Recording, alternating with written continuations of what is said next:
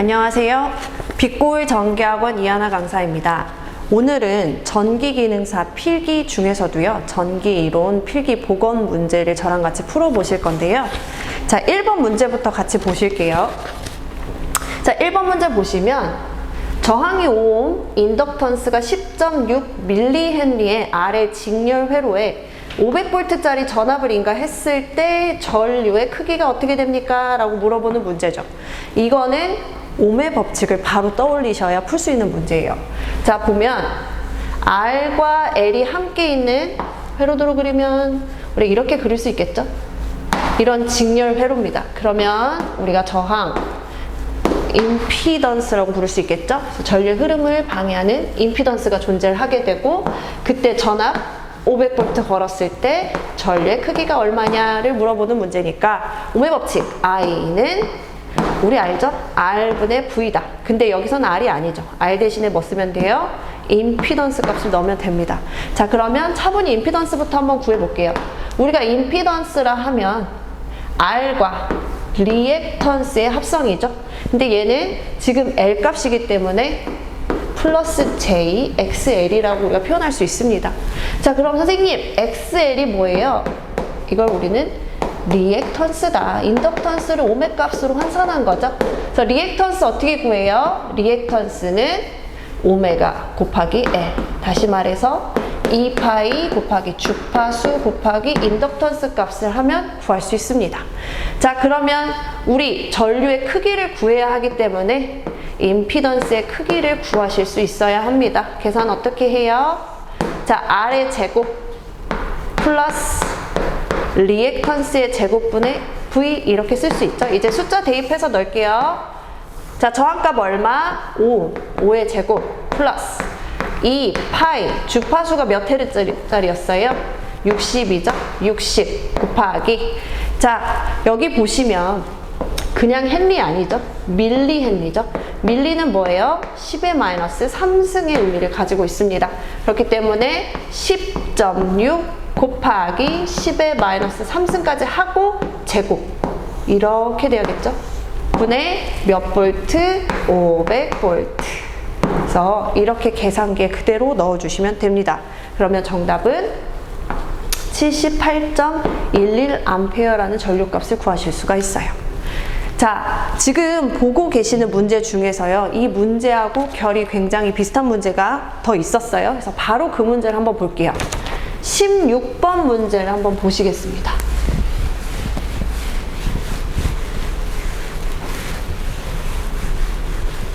자, 저항이 8옴.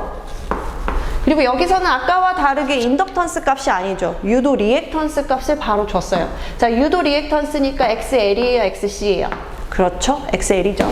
자, 유도 리액턴스가 6옴인 회로에, 자, 이번에 조금 모습이 달라요. 순간순간 변하는 시간의 값으로 줬어요. 이걸 뭐라 그래요? 순시값이죠. 순시값, 이 100루트 2 사인 오메가 t 볼트의 전압을 가할 때 회로에 흐르는 전류의 시료값이 얼마입니까? 여기서는 실제 부하에 유효하게 작용한 값, 다시 말해서 시료값만의 크기를 구하세요 라는 거죠. 자, 일단 우리는 전류를 구해야 하기 때문에 I는, 자, 이거 두 개 합성값 임피던스죠.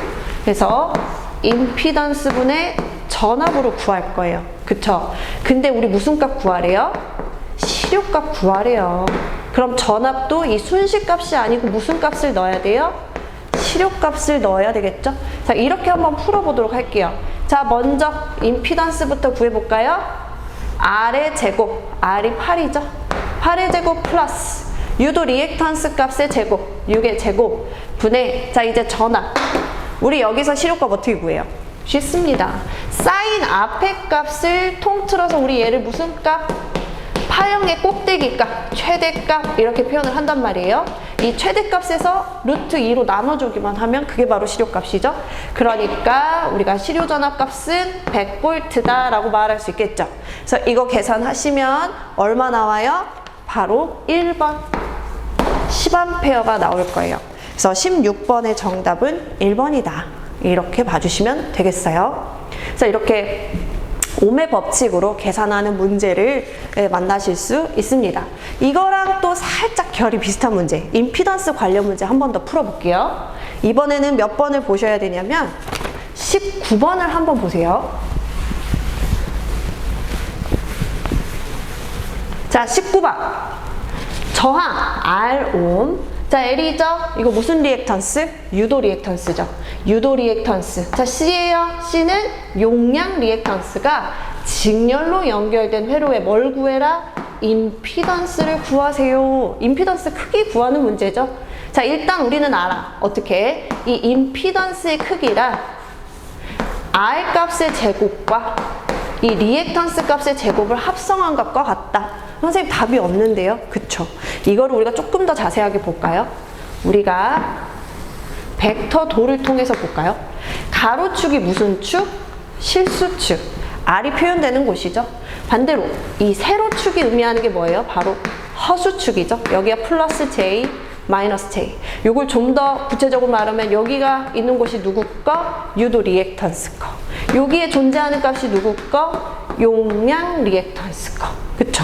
그래서 이 둘이 같이 있어요. 예를 들어볼까요? 여기가 플러스 6옴이 있고 여기가 한 마이너스 4옴이 있다고 해볼까요? 여기 이렇게요. 마이너스 J니까 마이너스 4옴이겠죠? 이 둘을 합치게 되면 합하면 값이 얼마가 나와요? 10 아니죠? 6 마이너스 4옴이잖아. 왜? 플러스 6 플러스 마이너스 4옴이니까 결국엔 둘의 차만큼이죠. 그래서 자, 여기를 보세요. 리액턴스의 합성은요. 합이라고 표현해도 좋겠죠. 자, 리액턴스의 합은 어떻게 한다? 루트 R의 제곱 플러스 큰 값. 여기서 큰 값은 XL이었죠? 마이너스 XC의 제곱으로 이렇게 만들 수 있습니다.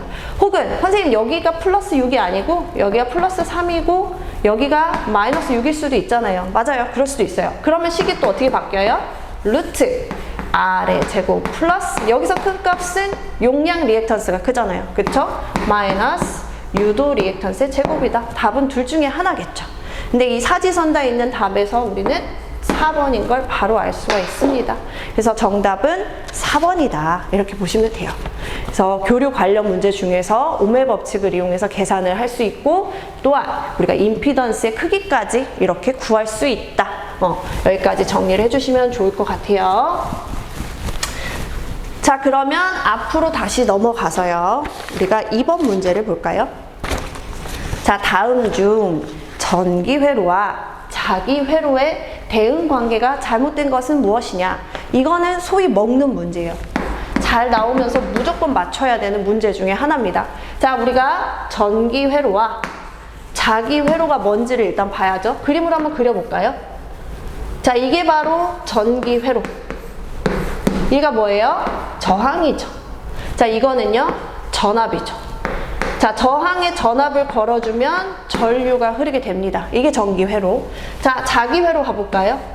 자기회로는 자속이 돌아다닐 수 있는 철심. 이걸 그래서 두 글자로 자로라고 표현을 합니다. 자속의 길, 이래서요. 여기에 전류가 흐르게 되면은요, 요렇게 자속이 앙페르의 오른나사 법칙에 의해서 요렇게 철심을 빙글빙글빙글 돌게 돼요. 맞죠? 이게 바로 자기회로예요. 자기가 도는 회로다. 그럼 이 둘을 한번 비교를 해볼게요. 자, 먼저 이 전기회로를 빙빙 도는 애가 누구예요? 그쵸? 전류가 돌죠? 반면에 자기회로에서 이 철심을 빙빙 도는 녀석이 누구였어요? 바로 자속이었어요. 우리 자속 이렇게 쓸 거예요. 자, 이 전류를 흐를 수 있게 하는 힘이 누구였어요? 바로 전압이 없었으면 전류는 못 흘렀을 거야. 근데 우리가 전압이라고 하지 않고 뭐라고 표현해요? 발생할 기, 전류를 발생시키는 힘이다 라고 표현을 하죠. 기전력. 그럼 반대로 이 자속이 나올 수 있게 해줬던 애가 누구 때문이었어요? 바로 전류죠. 이때 우리는 이 전류 그리고 코일 이 녀석들을 뭐라 그러냐? 발생할 기, 자속의 자, 힘력. 자속을 발생시키는 힘이다. 이렇게 표현을 한단 말이에요. 자, 그럼 하나 더요. 이 전류의 흐름을, 자, 일직선으로 가다가 꼬불꼬불한 길을 만났네요. 가기가 굉장히 힘들죠. 이걸 우리는 저항이라고 표현을 합니다. 그래서 이걸 전기 저항이다 라고 표현하고요. 자속도 쉽게 그냥 쿵쿵 움직이는 거 아니죠? 이 철심 내부의 면적, 길이, 뭐 기타, 온도, 뭐 이런 거에 따라서 자속도 잘 못 흐르게 될 수 있는 상황이 생긴단 말이에요. 이런 모든 값을 다 통틀어서 뭐라 그래요? 자기 저항이라고 해요. 이렇게. 하나 더요. 자, 전류가 잘 흐르는 정도를 우린 뭐라 그래? 그걸 우리는 도전율 혹은 전도율 이렇게 표현을 하죠. 반면에 자속이 잘 통과하는 정도를 우리는 뭐라 그래요? 투과할 투자예요. 자속의 자자죠. 그래서 투자율 이렇게 표현을 하죠. 이거예요. 그러면 여기서 뭘 잘 물어보냐? 얘 가지고 장난을 치죠. 이렇게요. 어떻게? 자, 전기회로와 자기회로 비교했어. 자속이래. 그럼 우리가 지금 오해할 수 있어요? 전속이네. 이렇게 표현할 수 있다고요. 전속 아니죠. 뭐였어요? 전류가 회로를 돌잖아요. 답 딱 보이죠? 전속이 아니다. 전기 회로를 빙글빙글 도는 놈은 바로 전류다. 이렇게 봐주셔야죠. 그래서 1번이 틀렸고요. 하나 더요. 지금 여기서는 되게 잘 쓰여 있는데 얘도 장난을 참 많이 쳐요. 왜? 우리가 투자율 하면 바로 자동적으로 뭘 말해요? 유전율 이렇게 말해버리잖아. 유전율 아니다. 도전율이라는 거예요. 전류를 잘 흐르게 하는 정도다. 그래서 2번 정답은 1번이다. 이건 절대 틀리면 안 되는 문제예요. 무조건 맞히셔야 됩니다. 자, 그러면 넘어가서 3번 문제도 볼게요.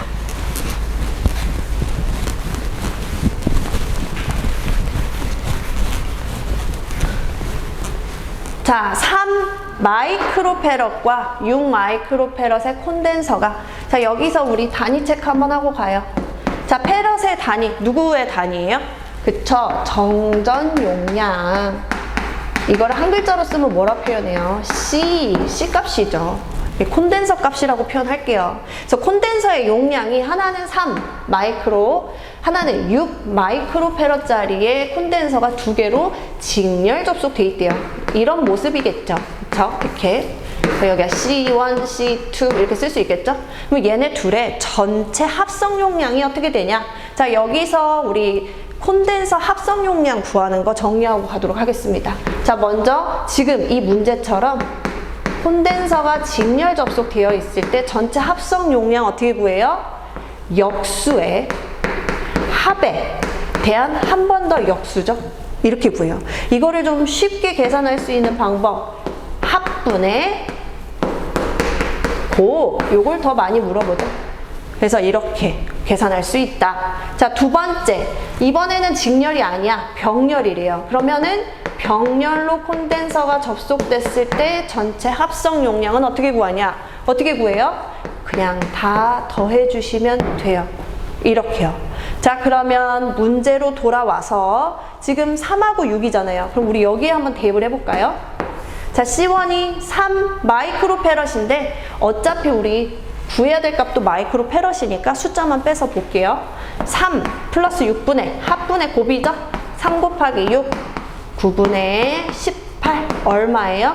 2 마이크로페럿이다 라는 결론이 나오죠. 그래서 정답은 2번이 되는 겁니다. 그래서 이 콘덴서 합성 용량 구하는 문제도 잘 나오는 축에 속해요. 그래서 잘 정리해 주시면 좋을 것 같습니다. 자, 4번 문제 볼까요?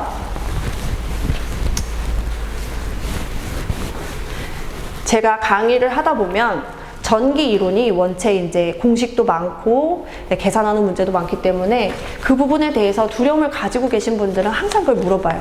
이론은 어떻게 공부해야 되죠? 그러면 이런 거요. 먹을 수 있는 문제, 외울 수 있는 문제는 무조건 다 맞으시면 돼요. 계산 문제는 뭐 틀리더라도 이런 문제만 맞으셔도 다른 과목에서 다 회복 가능하잖아요. 이게 적게 맞아도 되잖아요. 그래서 4번 놓치지 말라는 거예요. 얘도 먹는 문제다. 자, 전류, 도선에 혹은 도체예요. 전류가 흐르게 되면은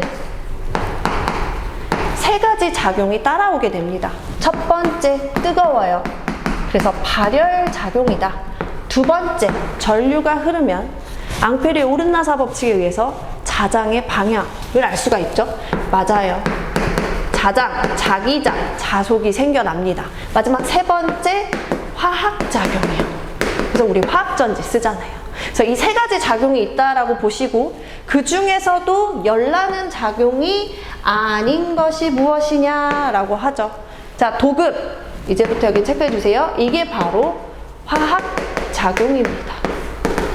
이렇게요. 자, 적외선 히터 뜨겁죠?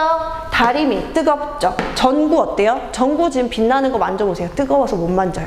뜨겁다, 뜨겁다, 뜨겁다. 이게 다 뭐예요? 발열작용이죠? 그러니까 정답은 전기 도금이 되겠다. 그래서 이것도 하나 체크하도록 하겠습니다. 자, 다음 문제 보실게요.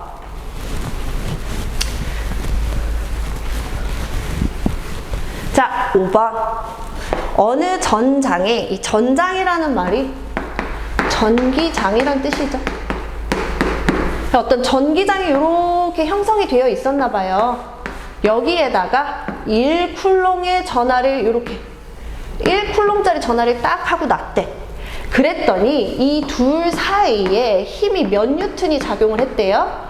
100뉴턴이라는 힘이 이 둘 사이에 작용을 했대. 그때 이 전기장의 세기가 어떻게 되냐를 물어보는 문제죠.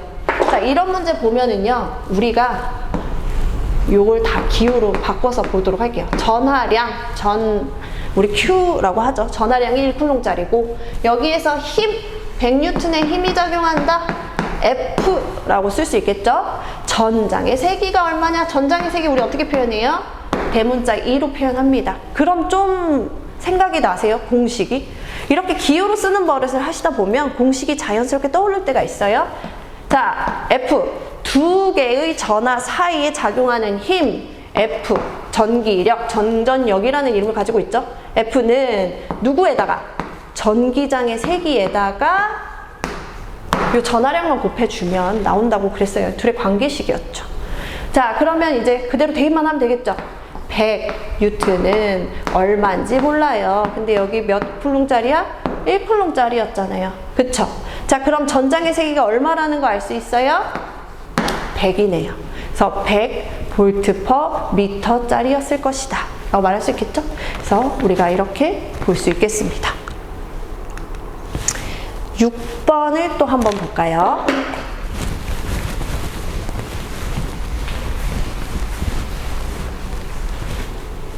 자, 6번은 물어보는 게 뭐냐? 용량을 물어봐요. 무슨 용량을 물어보는 거냐? 자, 전지요. 전지 5개를 직렬로 연결했을 때 그때 이 전지의 전체 용량이 얼마냐를 물어보는 거죠. 자, 그럼 우리가 여기서 체크해야 될 체크 포인트가 있어요. 전지의 접속에서는 전지를 직렬 연결했냐 병렬 연결했느냐를 먼저 볼 것. 네, 직렬이죠. 보통 거의 90%의 문제는 직렬 접속 시의 문제를 물어봐요. 그래서 직렬만 알아도 된다. 자, 직렬로 접속했을 때 특징 3가지만 보고 갈게요. 1번. 전지 내부에는 내부 저항을 가지고 있죠. 그래서 전지의 내부 저항이 이 연결한 전지 개수만큼 커져요. 이게 첫 번째 특징. 자, 두 번째. 내부 저항 말고 기전력 중요하잖아. 우리 기전력 쓰려고 전지 접속하는 건데. 자, 기전력은 어떻게 돼요? 커져요. 뭐만큼? 개수만큼 커져요. 마지막 3번째. 그래서 전체 용량은 어떻게 되는데? 용량은요, 희한하게도 한계값으로 일정합니다. 이렇게 표현하죠, 문제에서는. 용량 일정. 자, 그럼 우리 문제는 풀 수 있어요. 자, 용량이 몇 암페어 아워짜리였어요? 20 암페어 아워짜리였어요. 이 용량, 뭐 5개든 10개든 100개든 직렬로 연결해 봤자 그 용량 변한다 안 변한다? 절대 안 변해요. 20A/h로 일정합니다. 그래서 정답은 2번이겠죠. 근데 제가 여기서 더 말씀드리고 싶은 게 있는데 그게 뭐냐? 이 문제 전지를 직렬 접속했을 때 그때 회로에 흐르는 전류가 어떻게 됩니까? 라고 물어보는 계산 문제가 더 많이 나온다 이거죠. 자, 한번 해볼게요. 직렬로 전지 접속을 했을 때 흐르는 전류 I는 항상 전지는 내부 저항을 가지고 있죠. 그리고 밖에다 저 전구도 또 하나 달아 놓을 거잖아. 그래서 외부 저항. 그리고 기전력 가지고 있죠? 이거 무슨 법칙? 오음의 법칙이잖아. I는 R분의 V. 여기서 온 거죠. 근데 저항이 내부 저항도 같이 있다라는 거예요. 자, 여기 특징 한번 그대로 가볼게요. 내부 저항이 개수만큼 증가라고 했어요. 개수만큼 증가. 개수를 우리가 소문자 N이라고 표현을 해볼게요. 하면 N 곱하기 R. 개수만큼 증가했죠. 기전력도 개수만큼 증가한다. 그래서 이것도 하나 체크해 주시고 나중에 유사 문제가 나오면 한 번 더 풀이를 해드리도록 하겠습니다. 자, 다음 문제 볼게요. 7번 유효 전력을 나타내는 식으로 알맞은 것은? 자, 우리 이것만 외우고 가요. 무슨 전력이요? 유효 전력이요. 유효라는 말이 보이죠? 무조건 코사인 세타다. 이거예요. 그럼 반대로 무효 전력 값이 어떻게 되냐 물어볼 때 이 무효는 무조건 사인 세타다. 요것만 찾으세요. 자, 그럼 정답 보이세요? 정답 몇 번? 코사인 어디 있어요? 4번이네. 그래서 정답은 4번이다. 왜? 유효 전력이니까요. 무효 전력이었으면 정답은 3번이 되겠죠? 그래서 코사인은 유효값, 사인이 바로 무효값을 의미한다. 이렇게 보시면 되겠습니다. 자, 다음 문제 볼게요. 얘도 뭐예요? 몇 안 되는 전기이론 암기 문제입니다. 먹어야죠? 절연체를 서로 마찰시키면 이들 물체는 전기를 띠게 된다. 어디에 밑줄을 그으시면 되냐면요. 전기를 띠게 된다에 밑줄 그으시면 돼요. 전기를 띠게 되는 현상. 이거 뭐다? 대전. 이렇게요. 그래서 정답은 3번이다. 전기를 띈다라는 말이 보이면 이건 무조건 대전이라고 찍으셔도 좋습니다. 정답은 3번이다. 체크해 주시고요. 틀리면 안 돼요. 자, 9번 문제 볼까요?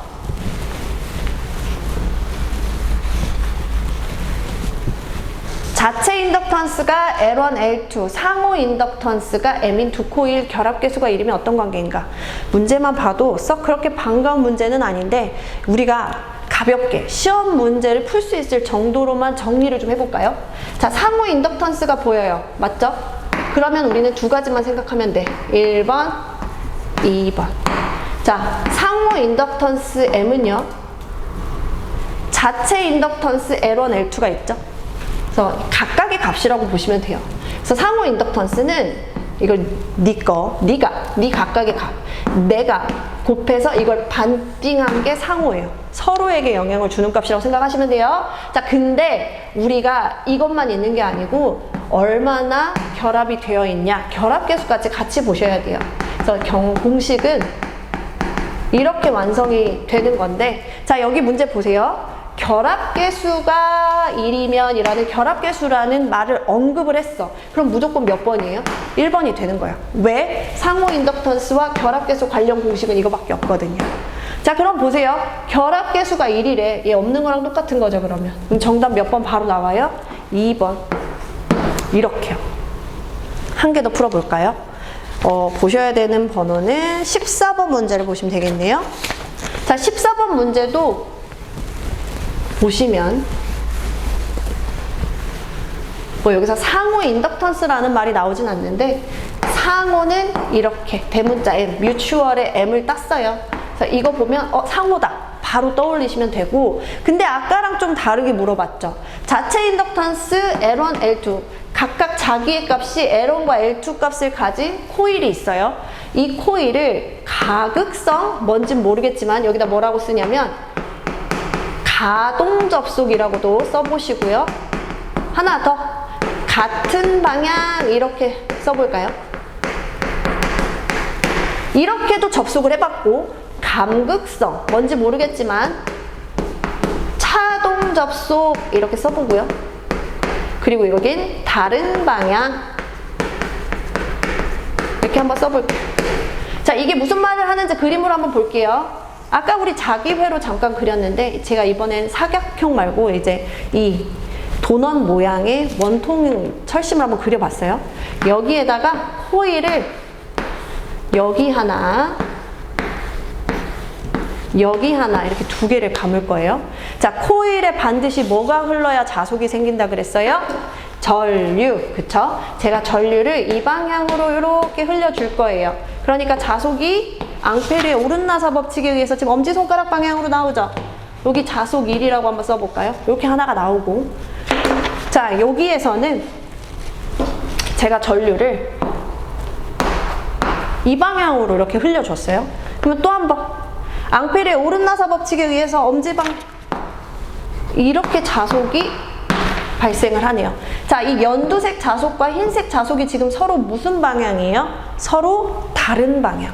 요걸 우리는 감극성 혹은 차동 접속. 왜 차동이라 하냐? 자속이 서로 빼진다라는 거예요. 전체 철심에 도는 자속은 얘네들이 충돌하잖아. 충돌하니까 나머지 부분만 있겠죠. 그래서 빼진다, 차동 접속, 다른 방향으로 흐른다, 뭐 움직인다 이렇게 표현해도 되겠죠? 그래서 이렇게 표현하는 거고요. 반대로 이 방향 말고 제가 전류를 이 방향으로 흘리게 되면 어떻게 돼요? 여기를. 자, 이렇게 가죠. 전류가 이렇게 가니까 오른손. 지금 이 밑방향으로 이렇게 생겨날 거라고. 이번엔 빨간색 자속과 녹색 자속을 보세요. 서로 합해져서 이 철심 내부를 돌겠죠. 그래서 얘를 뭐라 그래요? 얘를 가극성, 더할 가짜죠. 얘도 더할 가짜죠. 가동 접속. 무슨 방향? 같은 방향. 이렇게 표현을 한다고요. 자, 그러면 아까 제가 두 가지가 있다 그랬어요. 첫 번째는 이거였고 두 번째는 바로 이겁니다. 뭐냐? 가동 접속했을 때의 합성 인덕턴스 값하고 차동 접속했을 때 합성 인덕턴스 값하고의 차를 해보면 어떻게 된다? 이렇게 된다는 거예요. 이렇게요. 그래서 이게 두 번째. 이렇게 된다. 그래서 자, 보시면 가극성으로 접속한 것과 감극성으로 접속한 것의 차는 어떻게 된다? 4m이다. 이렇게 보시면 돼요. 그래서 정답은 4번이다. 상호 인덕턴스가 나오면 이 두 가지만 좀 생각해 주시면 금방 푸실 수 있어요. 자, 다음 문제 보시겠습니다. 공심 솔레노이드. 선생님, 공심 솔레노이드가 뭐예요? 자, 이거는 아까 제가 그렸던 도넛 모양의 철심에 이렇게 코일을 막 감은 거예요. 이걸 바로 공심 솔레노이드라고 합니다. 이 내부라는 건 이 철심 내부를 말하겠죠. 내부 자장의 세기가 4000A 턴스퍼미터일 때 자속 밀도는 어떻게 되냐? 자, 이것도 우리가 아까 풀었던 문제처럼 이 말을 기호로 바꿔볼게요. 자장의 세기를 우리는 뭐라고 써요? H라고 표현을 하죠. 자속 밀도는 뭐라고 표현해요? 대문자 B라고 표현을 해요. 그럼 조금 생각이 나세요? 자, 공식 어떻게 돼요? 자장의 세기 H는 누구에다가? 자속 밀도에다가 누굴 곱한 것과 같다? 투자율분의 1을 곱한 것과 같다 라는 관계식이 있습니다. 이 관계식이 떠올라야 돼요. 자, 그러므로 자속밀도 B는 누구에다가? 자장의 세기에다가 투자율을 곱한 것과 같다. 이러죠. 자, 근데 여기에 투자율이라는 말이 1도 없어. 맞죠? 아무 말이 없을 때는 누구 거? 공기값이요. 이걸 다른 말로 하면 진공의 투자율, 공기 중에 투자율, 요거를 생각하시면 돼요. 자, 이건 문제에서 주어지지 않는다고 했어요. 이거 외워야 될 거. 얼마예요? 4 파이 곱하기 10의 마이너스 7승 헨리퍼미터죠? 이거다. 그래서 이거는 좀 외워두셔야 돼요. 자, 그럼 풀어볼게요. 자, B는 몰라요. 자장의 세기가 4000이죠? 곱하기 4 파이 곱하기 10의 마이너스 7승 하면 나오죠. 얘는 계산기 두드리면 또 안 나와요. 그냥 손으로 풀어볼게요. 4, 4, 16 곱하기 동그라미 몇 개? 3개. 10의 몇 승? 3승 곱하기 10의 마이너스 7승입니다. 16파이죠? 자, 지수 계산 어떻게 해요? 10의 3승 곱하기 10의 마이너스 7승은 이 둘을 더한 것과 같다. 더하면 얼마예요? 마이너스 4승 나오죠. 그래서 16 파이 곱하기 10의 마이너스 4승이 된다. 그래서 정답은 이거죠. 16 파이 1번. 그래서 1번이다. 이렇게 계산하실 수 있습니다. 공식 정리해 두세요. 자, 11번 문제 보도록 하겠습니다.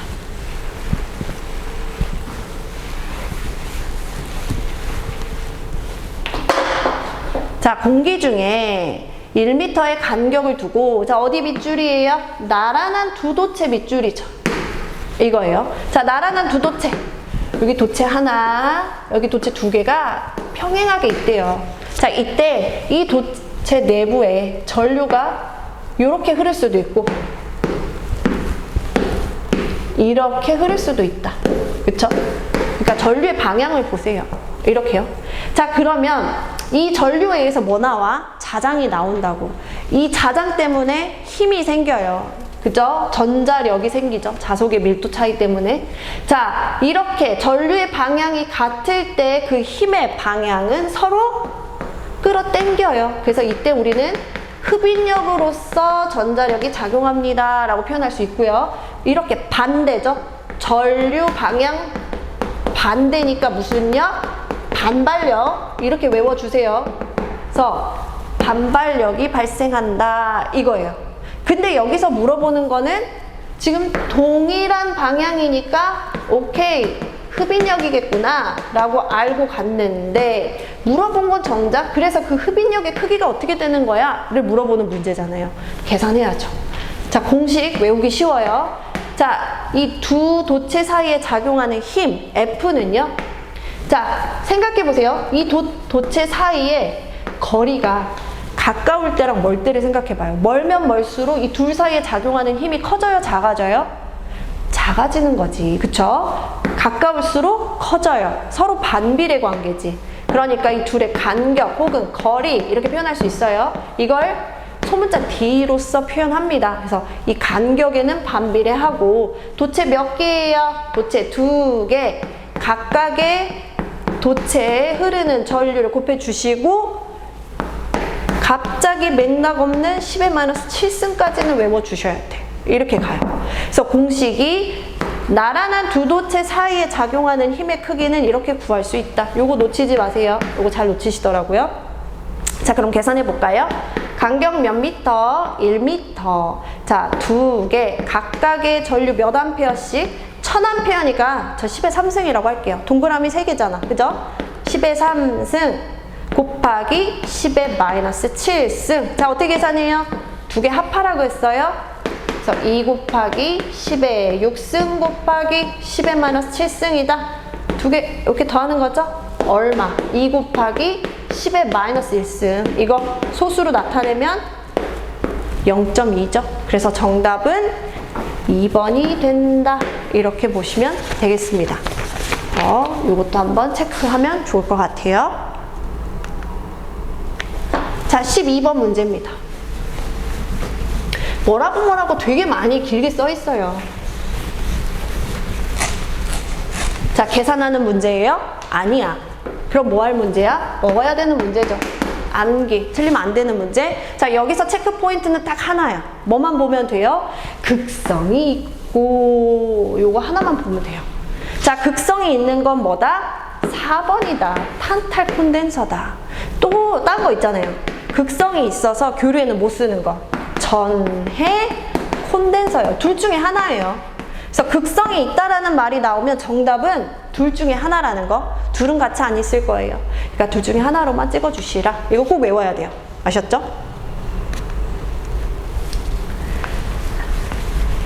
방금 전 문제에서 우리 잠깐 다뤘던 거다. 그죠? 투자율이 나왔어요. 근데 그냥 투자율이 아니야. 뭐야? 진공 중의 투자율이야. 똑같은 말은 공기 중의 투자율이에요. 얼마나 자속이 잘 투과하는지 정도죠. 공기 거가 얼마냐? 자, 공기 중의 투자율은요, 이렇게 됐습니다. 우리 0을 뭐라고도 해요? 공이라고도 하잖아요. 공기 이렇게 표현하시고요. 이게 얼마? 4 파이 곱하기 10의 마이너스 7승이요. 단위는 헨리/미터입니다. 자, 근데 이거 말고 잘 나오는 거 하나만 더. 유전율이요. 공기 중 혹은 진공 중의 유전율은 얼마냐? 이거 얼마예요? 요거는 8.855 곱하기 10^-12스 얘는 FM이죠? 페러퍼미터다. 이거요. 이거 두 개는 꼭 기억해야 돼요. 그래서 사람들이 되게 많이 헷갈리는 게 지금 쿨롱 상수랑 많이 헷갈리시거든요. 이제 특수값이잖아요. 특수값은 다 여기 마이너스 승이라는 거. 마이너스. 그러니까 정답을 골라도 플러스 승 고르지 말고 마이너스 승으로 골라서 찍으시라고요. 그러면 이제 50대 50이잖아. 정답은 3번. 우리가 공부를 해보다 보면은 요거는 되게 잘 알고 있거든요. 근데 쟤는 조금 생소하죠. 그러면은 생소한 값이 투자율, 잘 알고 있는 값이 유전율. 자, 얘는 뭐예요? 얘가 바로 전기장에서의 쿨롱 상수죠. 쿨롱 상수. 얘는 정작의 자기장에서의 쿨롱 상수죠. 그래서 플러스 승은 상수다. 아셨죠? 마이너스가 특수값이다. 이렇게만 머릿속에 넣으셔도 찍기 편하다. 자, 다음 문제 보실게요.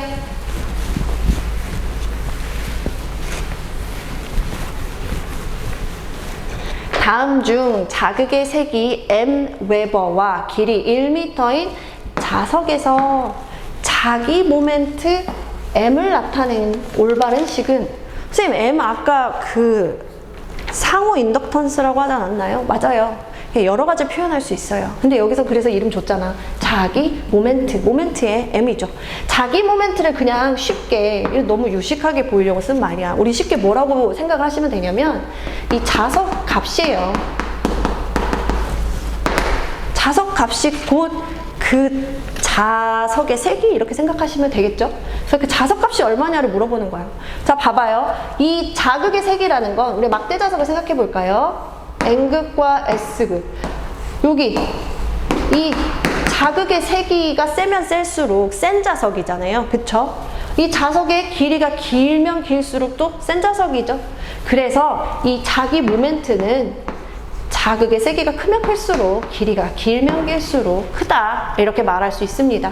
그래서 이걸 그냥 두 개 바로 곱한 게 바로 자기 모멘트다 라고 계산한다는 거죠. 그래서 정답은 4번이다. 이렇게 찍으시면 되겠습니다.